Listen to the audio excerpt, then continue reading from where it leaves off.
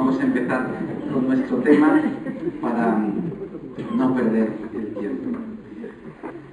Credo Sanctam Ecclesiam, dice el símbolo de los apóstoles, que como sabemos sitúa la confesión de fe en la Iglesia, o por mejor decir, el creer la Santa Iglesia en la tercera parte de la estructura trinitaria del credo, es decir, como un desarrollo de la confesión de fe en el Espíritu Santo. Y este es un dato importante.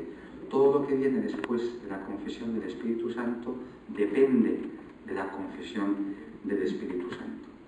En este simple dato, la tradición teológica ha reconocido la evidencia del carácter singular que posee la afirmación «Creo la Santa Iglesia» respecto a la confesión de fe en el Dios Trino. La Iglesia no es objeto de fe como lo es, en cambio, Dios. No es a la Iglesia a la que se dirige nuestro acto de fe, ese acto que puede ser identificado con la fórmula credo in más acusativo, la fórmula clásica. La Iglesia, en cambio, es la convocación y la congregación de los cristianos, es decir, la morada de Dios. Ahora bien, ¿qué significa creer la Iglesia católica como una expresión de nuestra fe en el Espíritu Santo? Joseph Ratzinger, en su celebérrimo volumen Introducción al Cristianismo, nos recuerda, cito, que la tercera parte del símbolo no alude al Espíritu como a la tercera persona de la divinidad, sino al Espíritu Santo como don de Dios en la historia, en la comunidad de los que creen en Cristo. La indicación es de gran valor para nuestra reflexión, porque nos ofrece algunas coordenadas fundamentales. La primera de ellas es el horizonte histórico-salvífico. La Iglesia entra, por así decir, a formar parte de la confesión de fe en cuanto fruto de la obra de salvación de la Trinidad. En segundo lugar, es necesario reconocer con la misma fuerza que esta obra salvífica, cuya contemporaneidad asegura permanentemente el Espíritu, de manera que todos los hombres de todos los tiempos puedan tener acceso a esta obra salvífica, pues esta obra salvífica se cumple históricamente en la comunión de los cristianos. Por esta razón, Ratzinger continúa su reflexión con estas palabras. El punto de partida de la doctrina de la Iglesia ha de ser la doctrina del Espíritu y de sus dones. Hablar, por tanto, de la Iglesia pone en juego dos verdades fundamentales: el don del Espíritu, por el que la Trinidad sale gratuitamente al encuentro de los hombres en la historia, y nosotros mismos, los hombres, llamados y constituidos como pueblo de Dios en la historia. Se puede, de esta manera, percibir inmediatamente tanto el origen trinitario de la Iglesia como su acontecer en cuanto sujeto humano en la historia. O por decirlo a partir de las enseñanzas del Concilio Vaticano II, el hecho de que la Iglesia es al mismo tiempo y de manera insuperable e inseparable misterio y pueblo de Dios. Así pues, la simple consideración del lugar que ocupa la referencia a la Iglesia en la estructura del credo nos permite encuadrar adecuadamente nuestra reflexión. Lo vamos a hacer recurriendo a una fórmula que a mi parecer es particularmente feliz, una fórmula de Henri de Lubac, que ha propuesto para describir la fe cristiana esta fórmula. Él dice, para describir que la fe se dirige a Dios y solo a Dios, que es el único que puede exigir del hombre el asentimiento propio de la fe, y al mismo tiempo que la fe es y no puede no serlo eclesial, de Lubac dice, cito, la fe es eclesial en su modo, teologal en su objeto y en su principio. Esto es lo que quiero describir esta tarde. El objeto de mi intervención, por tanto, tiene como finalidad preguntarse por el significado del modo eclesial de la fe. Los 3 días que han precedido la conferencia de hoy han afrontado el objeto teologal de la fe. Vamos ahora a hablar del modo eclesial de la fe. Y para ello propongo 3 pasos que corresponden a los números 2, 3, 4 del esquema que se ha distribuido. En el primer paso expondremos el modo eclesial de la fe tal y como acontece en la confesión de fe. En efecto, en la historia, la fe existe y se da solo como confesión. A partir de esta afirmación, parece oportuno considerar, en segundo lugar, el significado que posee el modo eclesial de la fe para la comprensión de la misión de la Iglesia, de la evangelización. Y, finalmente, el modo eclesial de la fe conduce a reflexionar sobre la eclesialidad de todas las dimensiones de la existencia cristiana. No hay nada en la existencia cristiana que no sea eclesial. Primer paso, por tanto, la confesión como forma histórica de la fe cristiana. Afirmar que la fe es eclesial en su modo significa, ante todo, reconocer el sujeto propio de la confesión de la fe. Se ha hecho ya clásica la reflexión propuesta por Delibac al respecto. Cito: decimos creo en Dios, pero esta fe, en su plenitud, ¿dónde se encuentra? ¿Quién es ese yo que puede afirmar siempre con seguridad humilde pero plena: yo creo en Dios, yo creo en Jesucristo? Ese yo que cree en Jesucristo no puede ser sino la Iglesia de Jesucristo. No, claro está, una hipóstasis soñada por nosotros y que estuviera por encima de nosotros, en un cielo irreal, sino la comunidad misma de los creyentes, creada por el poder de la palabra, animada por el Espíritu de Cristo, y en la que cada uno de nosotros es partícipe.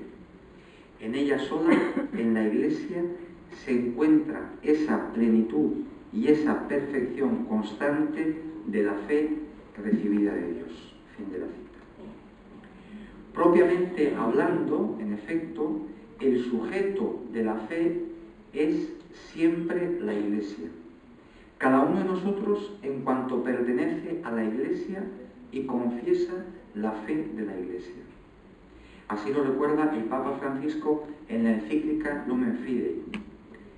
Es posible responder, dice el Papa, en primera persona, creo, solo porque se forma parte de una gran comunión, porque también se dice creemos. ¿Qué significa este dato para la comprensión misma de la fe? Para responder a esta pregunta es adecuado considerar un dato de la historia que normalmente o pasa desapercibido o se da por descontado. Se trata de reconocer que desde la mañana de Pentecostés la fe cristiana ha permanecido presente en la historia precisamente en cuanto confesión de fe. Por obra del Espíritu, y se debe reconocer aquí de nuevo la importancia radical de no separar la referencia a la Iglesia de su lugar natural en el credo, es decir, de su inclusión en la parte dedicada al Espíritu Santo. Por obra del Espíritu, la fe nace y se transmite históricamente como confesión de fe, es decir, como confesión por parte del sujeto de la fe, que es la Iglesia.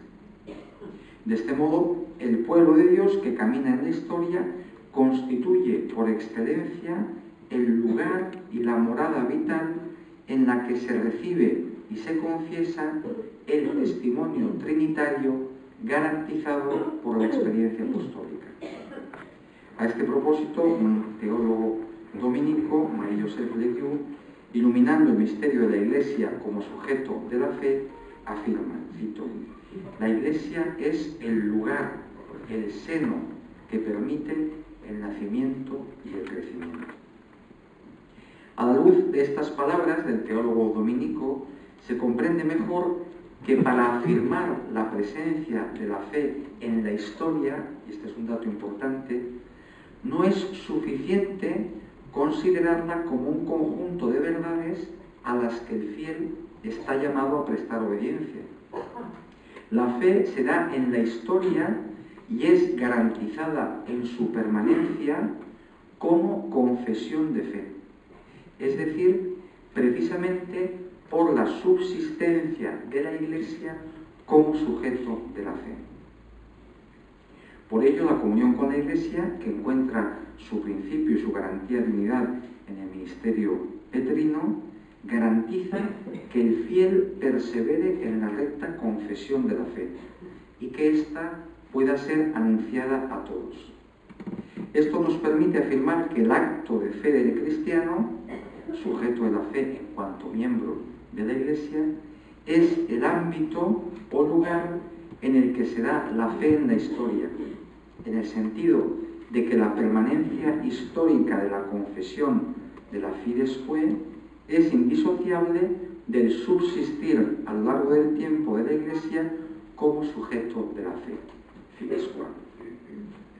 Tal subsistencia es garantizada en la historia por obra del Espíritu de manera indefectible a través del memorial eucarístico, asegurado por la sucesión apostólica. El cotidiano hacer esto en conmemoración mía de la Eucaristía permite que a lo largo de la historia no pueda decaer la confesión del Mysterium Fidei. Ante estas palabras se podría plantear una objeción que podemos formular del siguiente modo. Vincular la permanencia de la fe en la historia a la subsistencia de su sujeto, es decir, de la Iglesia, ¿no implica subordinar el don de Dios a la Iglesia? ¿No constituye, por así decir, una inaceptable concesión al eclesiocentrismo? Solo el desconocimiento de quién es la Iglesia y de su origen podría conducir a esta conclusión. En efecto, precisamente la presencia de la Iglesia en la tercera parte del símbolo del credo obliga a considerarla como fruto del Espíritu. En este sentido es necesario recordar que la comunión de los creyentes no es una realidad que, por así decir, venga después de la revelación, como si se tratase de un segundo momento añadido y en última instancia yuxtapuesto, sino que la Iglesia está incluida en el mismo acontecimiento fundador de las misiones del Hijo y del Espíritu. Así pues, no se da ningún tipo de eclesiocentrismo en cuanto que la Iglesia encuentra su origen en el don del Espíritu. La Trinidad misma origina a la Iglesia como interlocutora de su autocomunicación, de modo que la fe pertenece al mismo acontecimiento revelador. El mismo Leguiu afirmaba a este propósito: la Iglesia es la realidad del misterio del Espíritu que nos es dado. No hemos de construirla, nos precede, preexiste a nuestra inserción en ella, y tan solo hemos de acogerla en la fe. Todo ello se recoge en la tradición de la Iglesia. Ahora bien, al mismo tiempo que es necesario reconocer la necesidad de hablar de la Iglesia como don de Dios, es imprescindible subrayar el hecho de su consistencia real en los fieles cristianos. La Iglesia acontece en los fieles. Con otras palabras, la Trinidad, por pura misericordia y liberalidad, dona la vida a la Iglesia y confía a su acontecer en los fieles cristianos, al acontecer de la Iglesia en los fieles, es decir, a su condición de sujetos de la fe, confía la permanencia de la verdad y el acceso a ella en la historia. Ciertamente estamos ante el misterio de la condescendencia divina. Dios ha querido necesitar de los hombres. Con particular belleza lo ha expresado el poeta Charles Peguy. Dice: depende de nosotros, cristianos, que lo eterno no carezca de lo temporal, que lo espiritual no carezca de lo carnal. Hay que decirlo todo. Es increíble que la eternidad no carezca de un tiempo, del tiempo, de un cierto tiempo, que el espíritu no carezca de carne, que el alma, por así decir, no carezca de cuerpo, que Jesús no carezca de iglesia, de su iglesia. Es decir, hay que decirlo, depende de nosotros que lo más no carezca de lo menos, que lo infinitamente más no carezca de lo infinitamente menos, que lo infinitamente todo no carezca de lo infinitamente nada. Depende de nosotros que lo infinito no carezca de lo finito, que lo perfecto no carezca de lo imperfecto. Gracia única, una débil, una criatura débil lleva a Dios. Muchas veces los poetas son más capaces de iluminar el misterio cristiano que los estudiosos. Y estas palabras de Peguy describen sintéticamente el misterio de la Iglesia y por qué el misterio de la Iglesia está en el credo. En efecto, una vez que Dios ha querido crear por gracia la Iglesia, no se puede no reconocer la gracia única de que una criatura débil lleve a Dios. Así pues, hablar del modo eclesial de la fe significa convenir en que el sujeto de la fe, la Iglesia, constituye el acceso posible al objeto de la fe, que, como hemos dicho, es teologal, Dios mismo. Es decir, reconocer que se acoge el don de la autocomunicación de la Trinidad en cuanto confesada por el sujeto eclesial. Segundo paso, el acontecer de la Iglesia como anuncio de la fe. Si la Iglesia constituye el acceso histórico a la autocomunicación de la Trinidad, y si en esto consiste el misterio de la tradición garantizada por obra del Espíritu Santo, entonces es posible afirmar que la obra de la evangelización consiste precisamente en el acontecer de la Iglesia como comunidad de fe, es decir, como lugar de la confesión. El decreto Agentes Divinitus sobre la actividad misionera de la Iglesia del Vaticano II nos ofrece una descripción sintética del acontecer de la misión de la Iglesia, o mejor, de la Iglesia como misión. En el capítulo primero, en el número 5, encontramos la siguiente afirmación, cito: la misión de la Iglesia se cumple por la actividad con la que, obedeciendo al mandato de Cristo y movida por la gracia y la caridad del Espíritu Santo, se hace presente en acto pleno a todos los hombres o pueblos para conducirlos con el ejemplo de su vida y su predicación, con los sacramentos y los demás medios de gracia, a la fe, la libertad y la paz de Cristo, de modo que se les manifieste el camino firme y sólido para participar plenamente en el misterio de Cristo. Se trata de una descripción muy rica de cómo acontece la misión de la Iglesia. El texto quería precisamente ofrecer una descripción teológica sobre la misión. Cabe notar, ante todo, la doble referencia constitutiva de la misión de la Iglesia: a la misión de Cristo, el mandato, y a la misión del Espíritu, la gracia y la caridad.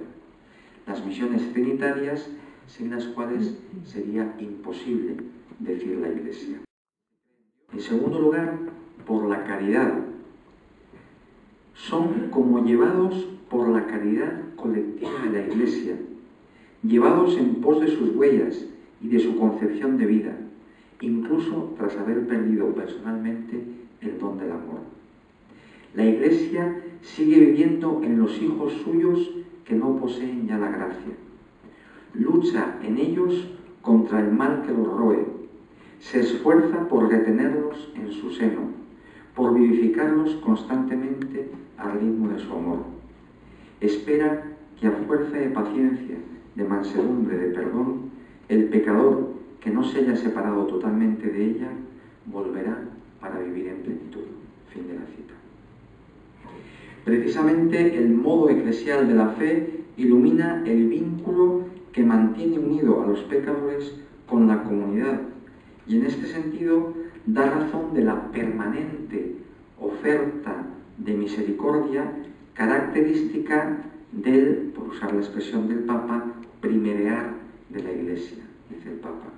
La comunidad evangelizadora experimenta que el Señor tomó la iniciativa, la ha primereado en el amor, y por eso ella sabe adelantarse, tomar la iniciativa sin miedo, salir al encuentro, buscar a los lejanos y llegar a los cruces de los caminos para invitar a los excluidos.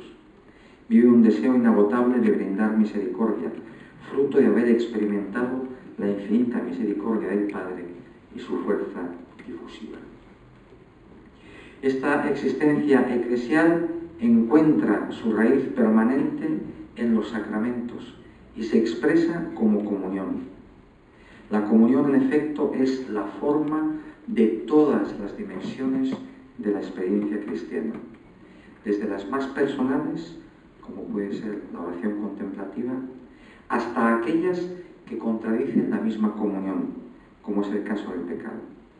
Pues bien, esta existencia eclesial puede ser identificada con la figura del testigo.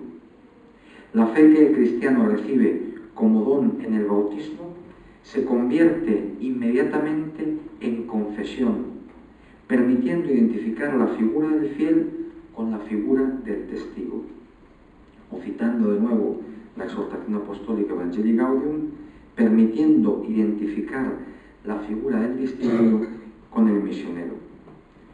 Dice el Papa, todo cristiano es misionero en la medida en que se ha encontrado con el amor de Dios en Cristo Jesús. Ya no decimos que somos discípulos y misioneros, sino que somos siempre discípulos misioneros. De este modo, en el recorrido que hemos propuesto para profundizar la afirmación del símbolo de los apóstoles, Credo Sanctam Ecclesiam, hemos partido de la consideración del modo eclesial de la fe teologal para llegar hasta el reconocimiento del carácter esencialmente misionero de dicho modo eclesial. Y así hemos podido volver a reconocer un dato esencial de la conciencia cristiana desde los orígenes. La Iglesia no existe para sí misma. La Iglesia existe para la misión. O, si queremos citar de nuevo la enseñanza conciliar, la Iglesia peregrina es, por su propia naturaleza, misionera. Muchas gracias.